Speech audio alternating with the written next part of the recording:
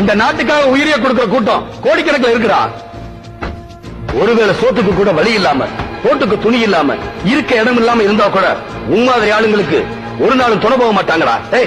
நீ மட்டுமல்லடா, உன் மாதிரி எத்தனை லட்சம் பேர் வந்தாலும், எத்தனை கோடி பிரச்சனையை உருவாக்கினாலும் இந்தியாவையும் இந்தியாங்கிற உணர்வையும் அழிக்க முடியாதுடா. இத பார், எங்களுக்கு அகிம்சையும் தெரியும், அணுகுண்டு வெடிக்கவும் தெரியும்.